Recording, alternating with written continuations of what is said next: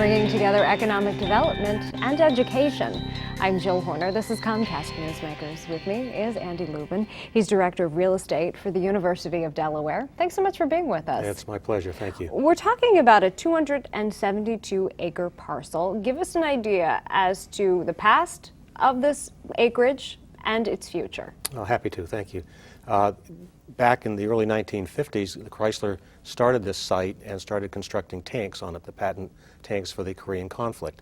And after the conflict had concluded, they switched it over to vehicles and operated and managed and assembled vehicles for the next 50-odd years until 2008, where they unfortunately closed for good.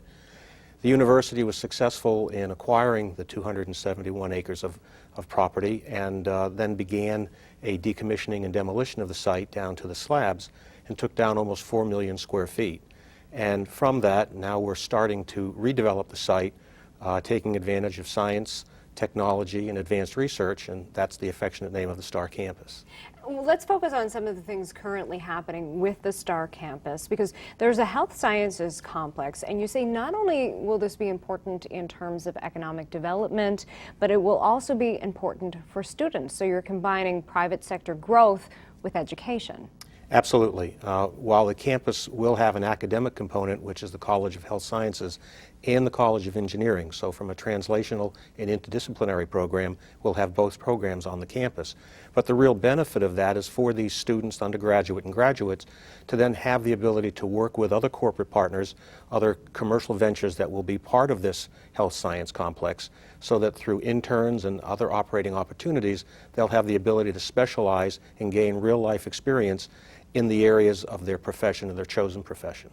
Beyond that, there are other things happening within this acreage. There's a vehicle-to-grid technology. This talks about electric cars. You say there are a variety of different benefits, selling energy back to the grid, but potentially talking about more people buying electric cars. What are some of the other benefits? Well, the real opportunity with the vehicle-to-grid, or what we affectionately known as EV2G, it's a joint venture between NRG and the University of Delaware and Delaware's software component.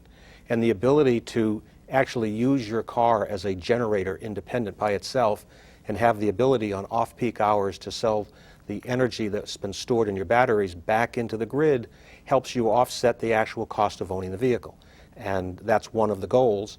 And the more sophisticated the batteries become and the software becomes, the longer the life of the car. There's also an upcoming managed data center that will be part of this site. That's correct.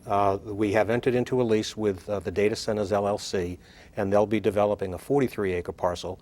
They'll start off with approximately 300,000 square feet of building and generation equipment, and potentially up to 800,000 square feet of gross building. Bloom Energy is located there as well, but I want to quickly get to the Newark Regional Transportation Center. You say this creates a new transportation hub for the region. Absolutely. The ability through the federal grant and with the Delaware Department of Transportation's funds and the University of Delaware's contribution to this, relocating the train station onto the Star Campus, expanding the SEPTA traffic that's currently taking place there, expanding Amtrak Regional for stops in this location, and ultimately picking up MARC coming from Perryville, Maryland up to this site, will put this site directly in the middle between Philadelphia, Washington, and Baltimore, and will become what's known as a transportation-oriented development, which allows people either to live on this campus and then work elsewhere, or more likely to work on this campus, live elsewhere, and be able to commute by rail. Come back, give us an update. Let us know how this is all progressing. I will. I'm happy to be here. Thank you. Thank you. We've been talking with Andy Lubin. I'm Jill Horner.